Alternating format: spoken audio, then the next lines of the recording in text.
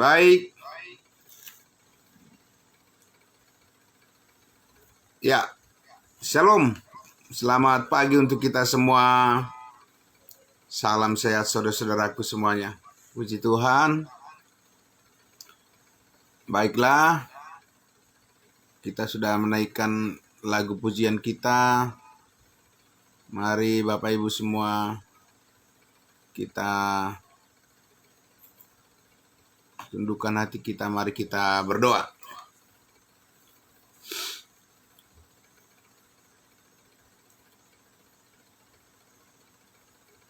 Kembali lagi Tuhan, kami bersyukur di pagi hari yang indah ini, hari yang baru yang Tuhan karuniakan bagi kami semua anak-anak-Mu untuk kami mempersiapkan diri sebelum kami melanjutkan berbagai kegiatan aktivitas yang akan kami kerjakan hari ini.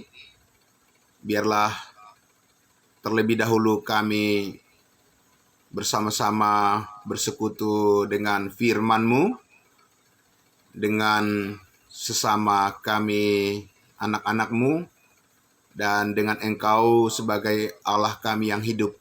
Terima kasih Bapa, terima kasih Tuhan kami, Yesus Kristus. Kami bersyukur, kami menyambut kebenaran firman-Mu di dalam nama Tuhan Yesus kami berdoa. Amin. Amin, puji Tuhan. Baik, sekali lagi salam semua, selamat pagi. Ya, saya harus pindah ruangan dari ruangan belajar saya ke ruang tengah karena kita akan coba lebih dekat dengan sumber jaringan kita, sinyal biar lebih bagus lagi ya Bapak Ibu Saudara. Kita coba dulu. Ya, kemarin kurang bagus jaringannya, jadi kita tidak bisa merekam dengan baik dari awal sampai akhir pembelajaran kita. Hanya sekitar 12 menit kalau nggak salah ya, bisa berjalan dengan baik. Lalu setelah itu ada gangguan sinyal. Karena itu pagi hari ini saudara-saudara, saya kembali lagi akan mengajak kita untuk melihat tema dari pembelajaran kita, ya, firman Tuhan di saat teduh pagi hari ini masih berkaitan dengan bagaimana kita membedakan, ya saudara-saudara, kita dapat membedakan fokus dari program Allah, ya. Dan ini sangat penting Bapak Ibu Saudaraku yang dikasihi Tuhan Yesus, supaya ketika kita menolong orang lain dengan membagikan kebenaran firman keselamatan, ya, Injil keselamatan, Injil kasih karunia Allah, kita sudah mempunyai satu bayangan yang kuat, ya, bagaimana Allah menghendaki saat ini benar-benar kita menyampaikan, ya, sharing, berbagi berkat begitu ya, kepada teman-teman kita, kepada orang-orang yang kita jumpai dan yang bersedia mendengarkan berita kabar baik ini, ya, berita keselamatan hidup yang kekal yang saat ini benar-benar dikaruniakan oleh Allah dan sanggup menyelamatkan semua orang, ya, tanpa melihat latar belakang, perbedaan apapun. Setiap orang yang percaya kepada Yesus Kristus yang telah mati disalibkan, karya keselamatan yang dikerjakan oleh Yesus Kristus di atas kayu salib, yang telah sempurna itu, setiap orang yang percaya pasti diselamatkan sekali untuk selama-lamanya. Dan karena itu, keunikan daripada kabar baik ini, berita Injil kasih karunia ini, begitu dinamai oleh Rasul Paulus dalam Kisah Para Rasul 20 ayat 24. Dan kita harus benar-benar membuat jelas ya berita itu, Bapak Ibu Saudara. Berita keselamatan itu saat ini harus jelas. Jadi tidak boleh campur aduk dengan berita kabar baik yang memang diperuntukkan oleh Allah kepada satu umat yang kudus, bangsa pilihan, bangsa Israel. Dan karena Alkitab itu adalah satu dari satu jilid dari Kejadian sampai Wahyu, dan di sanalah kita akan melihat berbagai hal yang sesuai dengan timeline waktu, garis waktu yang ditetapkan oleh Tuhan dan dinyatakan di dalam Alkitab. Kita bisa membedakan dan mengetahui di mana posisi kita saat ini, Bapak Ibu Saudara, dalam program Allah. Amin.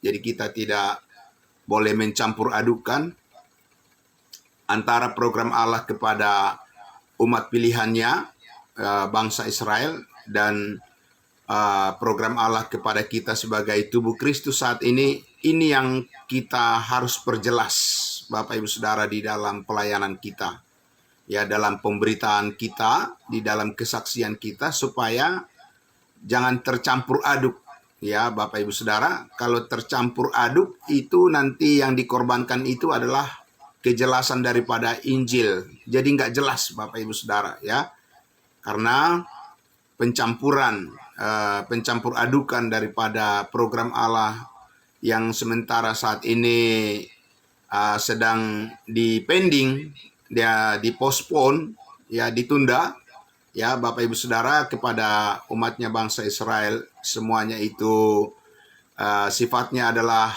nubuatan oleh para nabi perjanjian lama. Sementara waktu karena bangsa Israel telah menolak Yesus Kristus sebagai Raja, sebagai Mesias, maka kita tidak akan bisa melihat dari sana, dari program nubuatan. Apa yang sedang Allah lakukan saat ini adalah bersifat rahasia.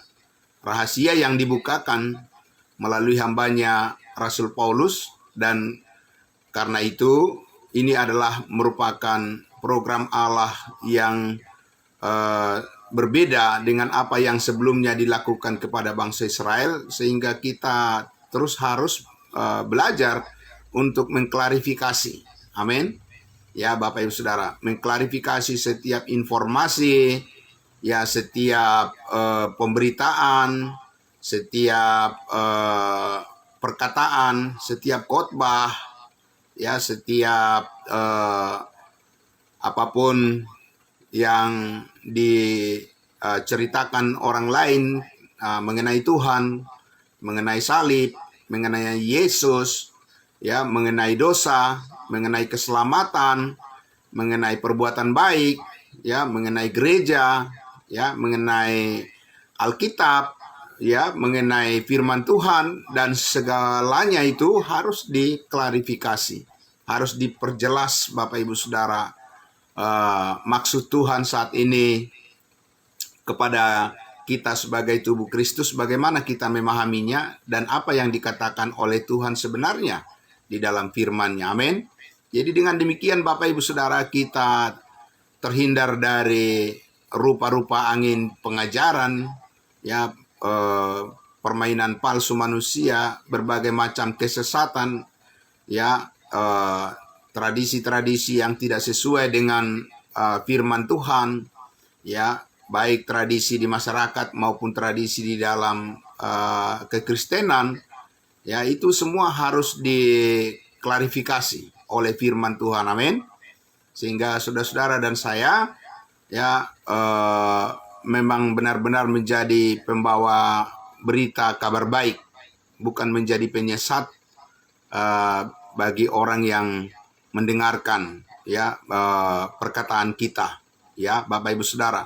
Jadi menjadi pembawa berkat kepada sesama itu benar-benar terjadi karena kita benar-benar memahami ya dasar firman yang membangun pengertian kita itu bukan pengertian kita sendiri dan juga bukan pengertian dari manusia, tetapi adalah pemahaman yang sungguh-sungguh didasarkan pada firman yang ditujukan langsung pada kita saat ini, firman rahasia Allah yang kita terus pelajari itu semua dengan memahami perbedaan dalam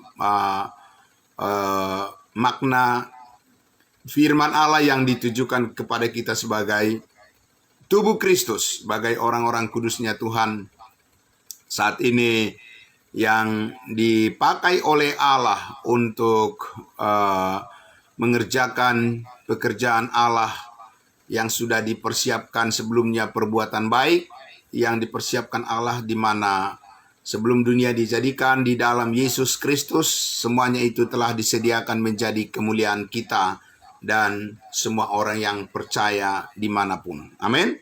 Nah, Bapak Ibu Saudara, karena itu kembalilah kita melihat di dalam, kemarin kita sudah membuka Matius pasalnya yang ke-15 ya.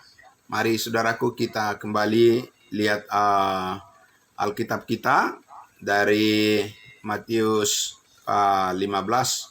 Saya akan membacakan untuk kita dari ayatnya yang ke-21.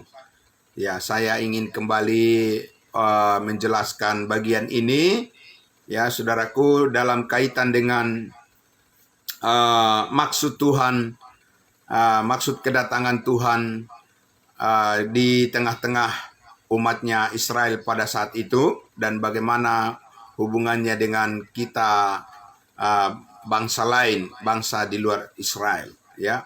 Mari kita lihat Matius pasal 15 saudaraku, ayatnya yang dari ayatnya yang ke-21 ya, ayat 21.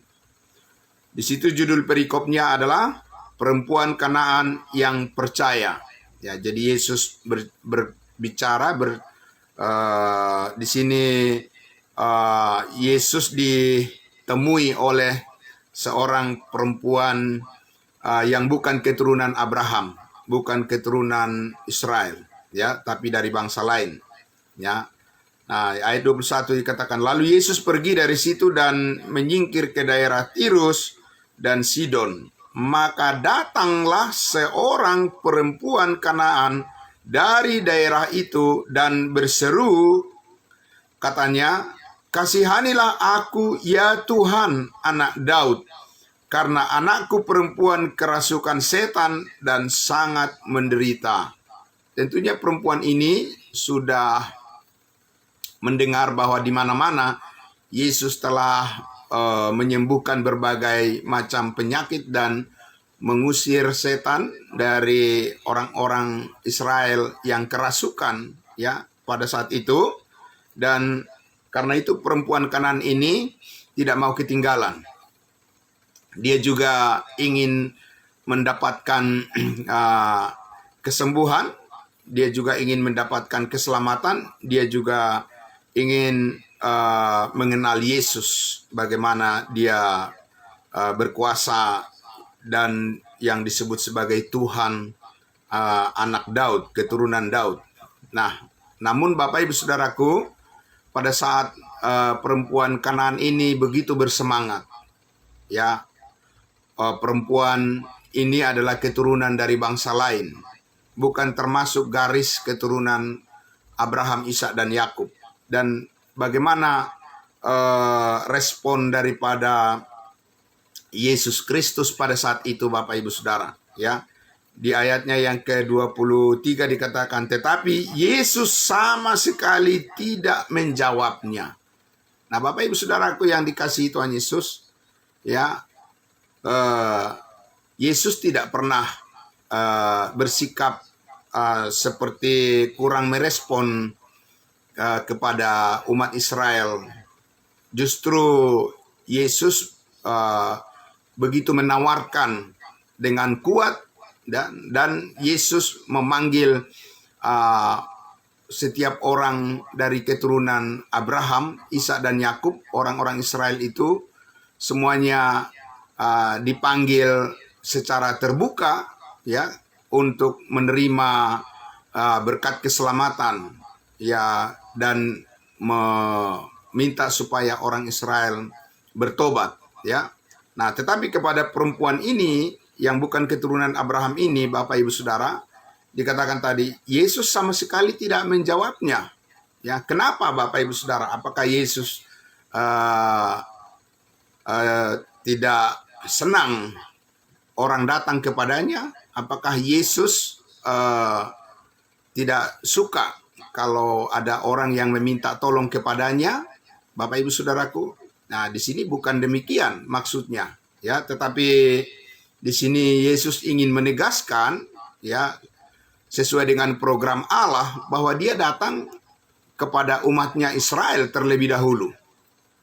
Yesus tidak bisa langsung pergi ke bangsa lain untuk memberitakan keselamatan tanpa melalui orang-orang Yahudi, ya, tanpa melalui umat Israel. Kita sudah melihat penjelasan tentang bagian Yesus mengatakan bahwa keselamatan itu datang dari bangsa Yahudi, ya, yang dituliskan di dalam Yohanes pasal 4. Nah, Bapak Ibu Saudaraku, nah disinilah kita lihat bahwa Yesus ketika datang ke dunia, ya, Bapak Ibu Saudara, di tengah-tengah umat Israel, ketika Dia datang, Dia melayani dan mengkonfirmasi tentang program Allah yang bersifat nubuatan. Jadi belum ada hal yang baru seperti yang kita pahami saat ini yang difirmankan oleh Tuhan Yesus kepada umat Israel. Masih berkaitan dengan program Allah yang sudah dinubuatkan di Perjanjian Lama. Mengkonfirmasi apa yang dinubuatkan, yang diramalkan oleh para nabi Perjanjian Lama tentang umat Israel. Jadi belum berkaitan dengan kabar baik yang ditujukan kepada tubuh Kristus seperti yang kita terima, yang kita pahami saat ini, Bapak Ibu Saudara. Jadi sekali lagi saudaraku, ya, Tuhan itu sama dari dahulu, sekarang, sampai selamanya. Yesus Kristus itu sama dari dahulu, dari kekal sampai kekal, tetap sama. Tetapi jangan lupa Bapak Ibu Saudara, cara kerja Allah, ya, program Allah, bagaimana Dia berurusan kepada manusia di waktu yang berbeda, kelompok yang berbeda, ya, di zaman yang berbeda, dan dengan maksud yang berbeda pula, itu benar-benar nyata di dalam Alkitab. Jadi tidak bisa serta-merta kita, ya, mengambil setiap ayat dalam Alkitab itu kita berpikir, manusia berpikir seperti kekristenan saat ini, langsung ditujukan pada dirinya. Belum tentu Bapak Ibu Saudara, ya.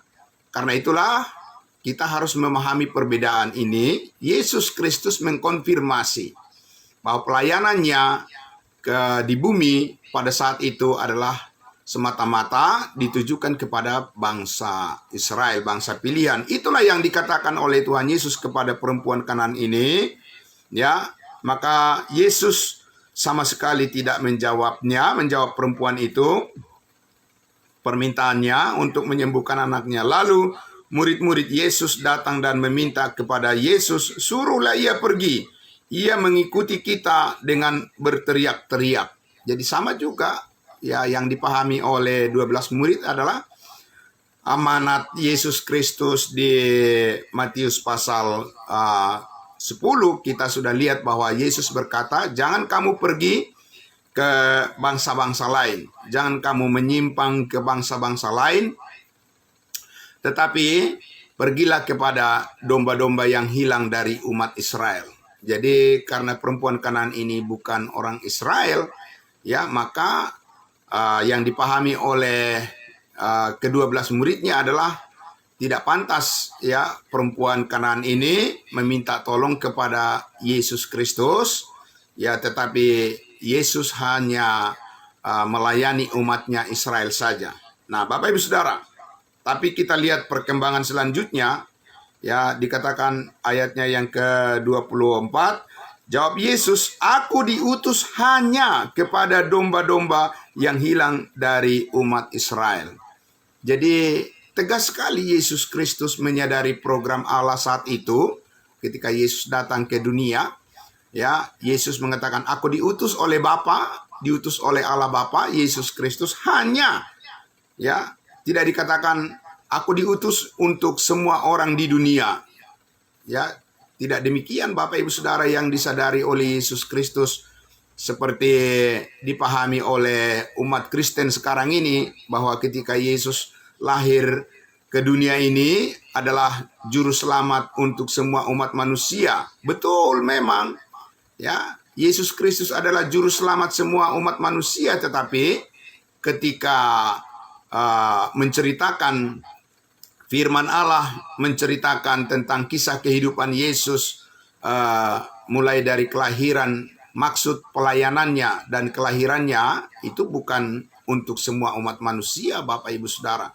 Ya, nanti baru sesudah Yesus mati disalibkan, barulah Tuhan Yesus memanggil seorang rasul untuk membawa berita kepada bangsa lain, kepada seluruh umat manusia tanpa perbedaan semua bangsa.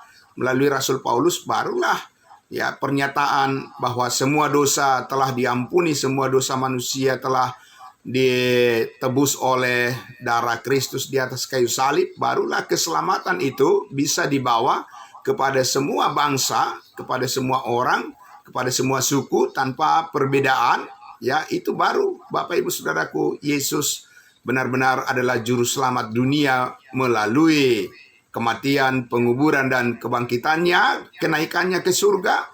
Dan itulah menjadi satu-satunya cara dan jalan Tuhan untuk menyelamatkan setiap orang percaya di seluruh belahan dunia ini. Amin. Tapi ketika Yesus berada di tengah-tengah umatnya Israel, ketika Yesus sebelum mati disalibkan, yang dicatat di kitab Matius, Markus, Lukas, Yohanes, Yesus tidak berbicara kepada bangsa lain. Ya, Yesus berbicara kepada dan untuk bangsa Israel, umatnya Israel yang hidup pada saat itu di bawah hukum Taurat. Ya, jadi nilai-nilai dari pekerjaan baik yang dilakukan oleh Yesus Kristus, ya, yang dicatat di Matius, Markus, Lukas, Yohanes sebelum tercurah darahnya, sebelum kematiannya, itu adalah nilai-nilai yang meneguhkan, ya, maksud dan tujuan Allah untuk umatnya Israel, bukan kepada kita sebagai tubuh Kristus saat ini. Nah, tentunya Bapak Ibu Saudara, disinilah kita, ya, semua Alkitab itu adalah firman Allah, ya. Semua firman Allah adalah menjadi sumber pelajaran buat kita, ya, sumber pelajaran, ya, bukan selalu untuk kita lakukan Bapak Ibu Saudara, karena Tuhan berbicara kepada orang yang berbeda untuk melakukan apa yang berbeda yang Allah maksudkan. Jadi itu yang sedang kita pelajari Bapak Ibu Saudara, supaya kita efektif di dalam pemberitaan Injil, dipakai oleh Tuhan benar-benar memang membawa jiwa-jiwa, membawa keselamatan kepada semua orang yang diperkenankan oleh Tuhan untuk mendengarkan pemberitaan kita. Amin. Nah, kita lihat lagi Bapak Ibu Saudara. Jadi Yesus mengatakan, aku, Yesus diutus hanya kepada domba-domba yang hilang dari umat Israel. itu sudah terang benderang, ya. Dan kemudian perempuan itu ya mendekat dan menyembah Yesus sambil berkata, "Tuhan, tolonglah aku." Ya. Dan masih terus perempuan ini tidak melewatkan kesempatan untuk mendapatkan belas kasihan daripada Yesus Kristus. Sekalipun sulit sekali ya pada saat itu, tapi perempuan ini ya tetap bersikukuh dan tidak mau pergi tanpa Yesus memberikan pertolongan kepadanya. Nah, ayatnya yang ke-26. Tetapi Yesus menjawab, "Tidak patut mengambil roti yang disediakan bagi anak-anak," yaitu anak-anak kerajaan, orang Israel, bangsa Israel, "dan melemparkannya kepada anjing." Tambah sulit lagi Bapak Ibu Saudara.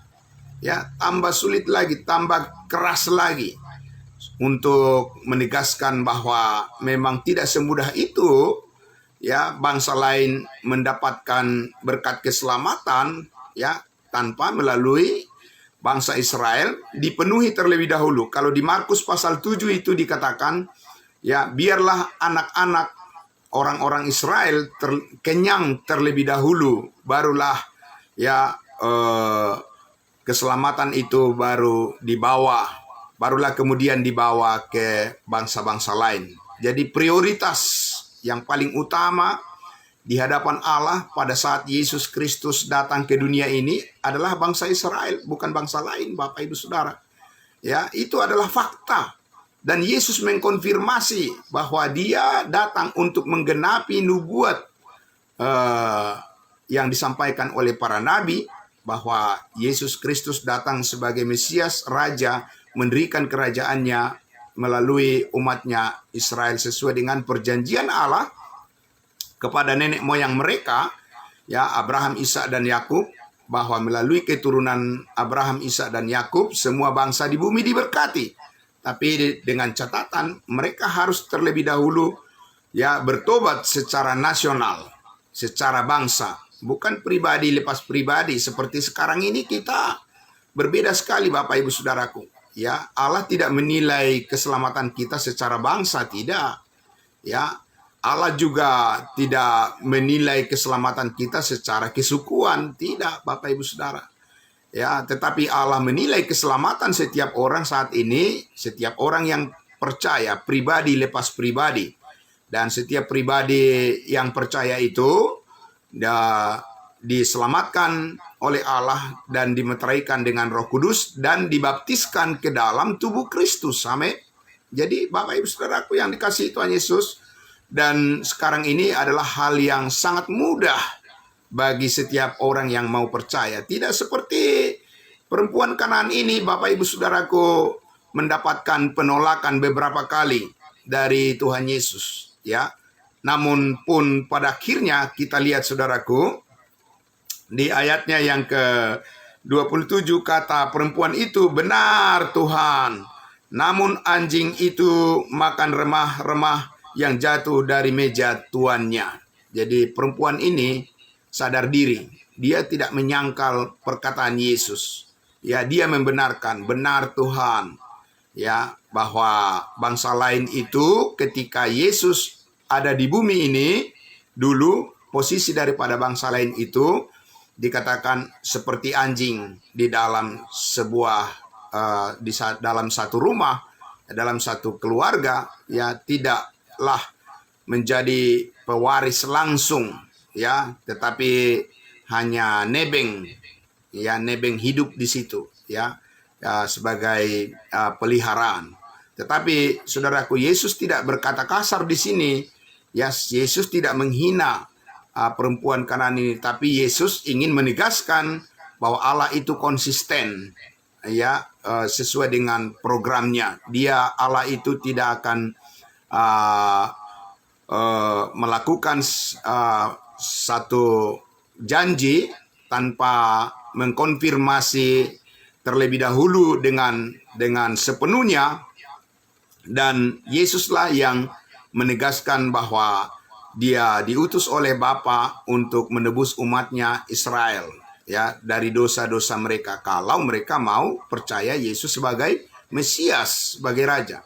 Tetapi kita tahu bahwa orang Israel tidak percaya kepada Yesus dan bahkan menyalibkannya, ya, membunuhnya.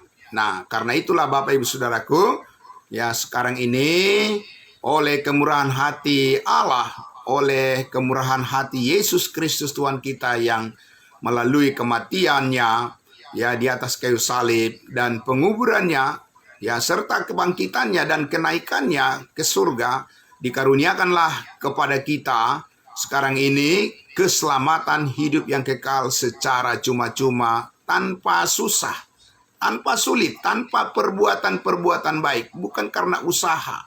Kalau kita lihat perempuan Kanaan ini sangat berusaha dia, Bapak Ibu Saudara, ya, untuk mendapatkan berkat keselamatan, mendapatkan kesembuhan untuk anaknya. Sulit sekali dia berusaha keras dan ngotot terus dia. Iya, benar Tuhan, ya, bahwa memang bangsa lain itu dia sadar diri bukanlah sebagai pewaris langsung pada saat ketika Yesus ada di bumi, ya, tetapi perempuan ini tetap bersikukuh, Bapak Ibu Saudara, dia terus mendesak agar Yesus Kristus berbelas kasihan kepadanya.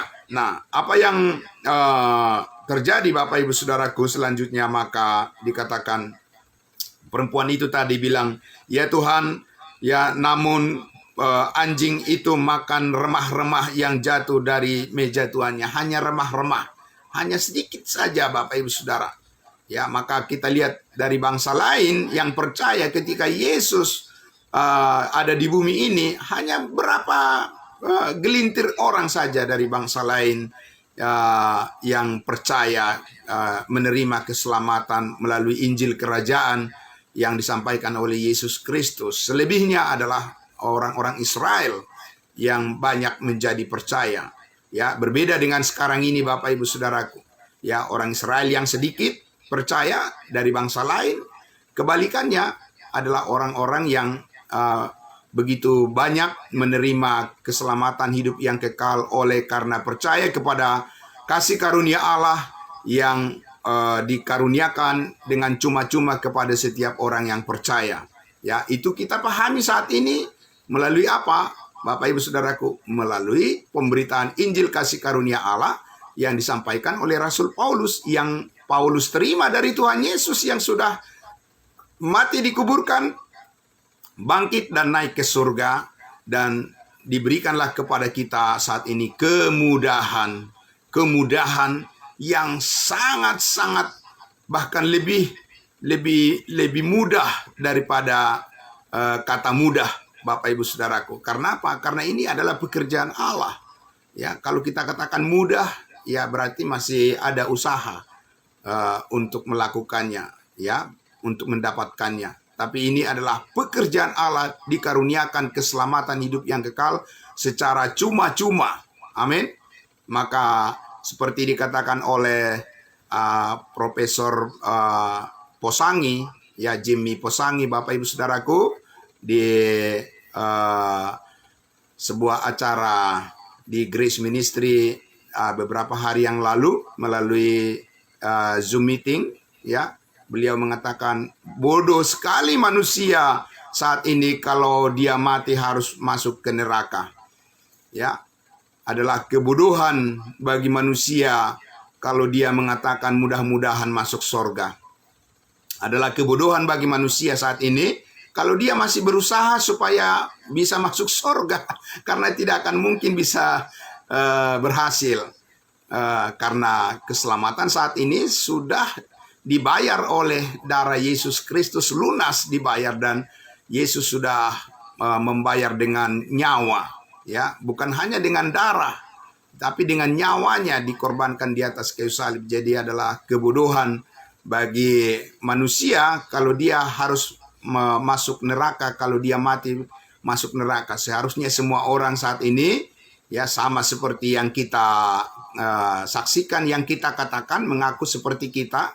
Kapan saja saya mati, meninggalkan dunia ini, saya sudah pasti masuk surga. Karena apa? Bukan karena saya sudah menjadi orang baik, bukan karena usaha kebaikan yang saya lakukan, bukan karena ritual-ritual keagamaan yang saya lakukan, dan bukan karena saya sudah berbuat yang hebat kepada orang lain dan sebagainya, tidak. Tapi karena saya percaya bahwa Yesus Kristus telah mati di atas kayu salib mengampuni semua dosa saya. Dan itulah kebenaran Allah saat ini yang bisa diperoleh semua orang tanpa kesulitan apapun. Bapak Ibu Saudara, sangat mudah. Ya, jadi bukan seperti ketika Yesus mengatakan kepada orang Israel, ya, sempitlah jalan menuju kehidupan, tetapi luaslah jalan menuju kepada kebinasaan. Nah, Bapak Ibu Saudaraku yang dikasihi Tuhan Yesus, sekarang itu dibalik oleh kasih karunia Allah. Luaslah sekarang saat ini jalan kepada kehidupan, ya. Nah, dan bagi setiap orang yang percaya terbuka lebar seluas-luasnya, ya, untuk mendapatkan keselamatan hidup yang kekal masuk sorga. Maka seperti dikatakan tadi oleh Prof. Posangi, ya, bahwa adalah kebodohan bagi manusia kalau sampai dia mati masuk neraka, berarti itu adalah kebodohan dia. Ya, bukan Tuhan tidak menyediakan keselamatan secara mudah bagi semua orang, tapi orang-oranglah yang memilih untuk dia mati masuk api neraka yang kekal. Itu sangat luar biasa. Itu berita yang menjadi clear bagi saudara dan saya, harus kita sampaikan kepada semua orang bahwa keselamatan itu sangat mudah, ya, lebih daripada mudah karena diberikan secara cuma-cuma. Bayangkan Bapak Ibu Saudara, kalau ada dari anggota keluarga kita sendiri tidak mendengarkan berita keselamatan ini, mereka masih berusaha, masih berpikir bahwa dengan berbuat baik mereka diselamatkan masuk surga. Bapak Ibu Saudara, itu kesalahan kita kalau kita tidak memberitahu kepada mereka. Dan saya percaya kita semua yang ada di sini, ya, kita membuka mulut kita, kesaksian kita kepada keluarga kita, memberitahu bahwa Yesus sudah mati hapus segala dosamu, dan kamu harus percaya. Ketika kamu percaya, kamu sudah pasti diselamatkan masuk surga sekali untuk selama-lamanya. Amin. Dan itulah sumber damai sejahtera di dalam keluarga kita. Amin. Itulah sumber sukacita di dalam keluarga kita dan dalam persekutuan kita. Bapak Ibu Saudaraku, pada akhirnya, ya, kita lihat di ayatnya yang ke 38, ya, dan ayat berapa tadi? Kenapa 38 ya? Maaf. Ayatnya yang ke 28 maksud saya. Maka Yesus menjawab dan berkata kepadanya, "Hai ibu, besar imanmu, maka jadilah kepadamu seperti yang kau kehendaki." Dan seketika itu juga anaknya menjadi sembuh. Amin. Lalu kenapa Yesus pada akhirnya, ya, menyembuhkan, ya, anak perempuan ini? Kenapa Yesus memberikan berkat dan keselamatan kepada perempuan ini dan kepada anaknya? Padahal dia bukan keturunan Abraham, Ishak, dan Yakub. Dia bukan orang Israel. Karena Allah sudah berjanji kepada Abraham, melalui keturunannya semua bangsa di bumi diberkati. Bapak Ibu Saudaraku. Amin. Jadi itulah buktinya bahwa apa yang dijanjikan oleh Allah melalui umatnya Israel, keturunan Abraham. Karena Yesus Kristus adalah keturunan Abraham. Dan melalui Yesuslah bangsa-bangsa lain itu memperoleh berkat keselamatan. Itulah janji yang digenapi, ya, melalui perjanjian covenant Allah kepada Abraham, Ishak, dan Yakub. Mesti keselamatan itu, berkat itu melalui bangsa Israel. Nah, Bapak Ibu Saudara, namun sekarang sesuatu yang sangat berbeda, ya, terjadi hal yang benar-benar baru. Ya, tidak seperti ketika Yesus ada di bumi, berbeda ketika Yesus sesudah naik ke surga, ya, dengan anugerahnya, dengan kasih karunia-Nya. Saat ini tidak perlu orang berteriak-teriak dan berusaha keras dan menangis dan harus berpuasa, ya, harus memberikan persepuluhan, harus rajin membaca Alkitab, harus berdoa dengan air mata, baru memperoleh keselamatan hidup yang kekal. Tidak demikian Bapak Ibu Saudara. Ya, hidup yang kekal, keselamatan masuk surga dikaruniakan oleh Allah saat ini secara cuma-cuma kepada setiap orang yang percaya. Dan itu bukan hasil usahamu, bukan hasil usahaku, tetapi pemberian Allah secara cuma-cuma, karena semua yang diperlukan untuk menebus hidup dan dosa kita, hidup lama kita, dan segala dosa kita, itu sudah dibayarkan oleh Tuhan Yesus di atas kayu salib. Amin. Itu sebabnya, saudaraku, kita selalu setia kepadanya, lebih daripada kepada siapapun. Kita harus lebih setia kepada Yesus Kristus Tuhan kita dan tetap setia kepadanya, melayani Dia. Ya Bapak Ibu Saudaraku, memberitakan kabar baik ini, kabar keselamatan ini kepada semua orang sebagai bentuk konfirmasi bahwa kita memang sudah berada di dalam jalur program kehendak Allah yang sangat diberkati saat ini. Amin. Nah, saudaraku yang dikasihi Tuhan Yesus, sekalipun banyak orang menganggap kesaksian kita ini adalah sebuah kesombongan, ya, Bapak Ibu Saudaraku, jangan pernah kecut, jangan pernah gentar, jangan pernah takut dan bimbang. Ya, itu semua penilaian negatif dari orang lain itu hanya sebuah ujian untuk mendistraksi atau menghambat semangat kita untuk melayani Tuhan. Dan saudara tidak boleh membiarkan penilaian orang lain sebagai dasar untuk motivasi kita melayani Tuhan, tetapi karena memang kita ingin setia kepada Tuhan Yesus, karena kita sudah pasti diselamatkan masuk surga sekali untuk selamanya, dan kita mau hidup kita menjadi saluran berkat bagi banyak orang. Amin. Selamat pagi Bapak Ibu Saudaraku yang dikasihi Tuhan Yesus. Terima kasih atas kebersamaan kita pada pagi hari ini. Ya, kiranya kita semua senantiasa boleh menyadari pemeliharaan kasih Tuhan sangat sempurna di dalam kehidupan kita. Karena itu kita terus menghormati kehidupan kita yang baru ini dengan mempersembahkan hidup kita ini dengan sungguh-sungguh, yang mempergunakan waktu yang ada ini untuk kita semua terus belajar, datang kepada pengetahuan akan kebenaran, supaya kita benar-benar melangkah, membagikan kesaksian keselamatan ini kepada semua orang. Terpujilah Tuhan kita Yesus Kristus, diberkatilah kita semua dengan penuh damai sejahtera dan sukacita. Mari kita berdoa. Bapa dalam surga, terima kasih, kami sangat bersyukur ya Tuhan Yesus di pagi hari ini. Pagi hari yang sangat segar ini Tuhan, kami bersyukur atas kemurahan hati Tuhan yang terus mengajar mendidik kami supaya fokus kepada panggilan surgawi yang telah Tuhan nyatakan bagi kami semua, agar kami tidak menyia-nyiakan waktu yang sangat berharga ini. Kami terus menyadari lebih dalam lagi, tertanam dan berakar lagi di dalam kasih karunia Tuhan. Kami boleh berdiri tegak, berdiri teguh untuk terus menyaksikan terang kasih Kristus kepada semua orang. Dan kami percaya tidak akan pernah sia-sia. Hidup kami sangat diberkati oleh Tuhan. Dan kami percaya bahwa seterusnya hidup kami akan terus diberkati oleh Tuhan.